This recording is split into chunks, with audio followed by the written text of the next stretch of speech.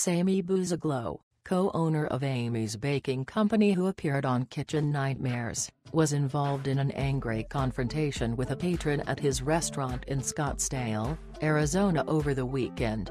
During the incident on Saturday, September 27, Sammy apparently held what appeared to be a knife and chased the customer. In a video obtained by TMZ, Sammy can be seen wielding the knife outside the restaurant while Amy Bouzaglo tried to prevent him from getting close to the customer. "Think about what you're doing," said a man who took the video. Amy, who co-owns the restaurant, however, told The Hollywood Reporter that it was not a knife, but a silver pen. Amy explained that the incident started because the customer was drunk and used obscenities at Sammy, who eventually screamed at him to leave. "The customer then came back and charged me.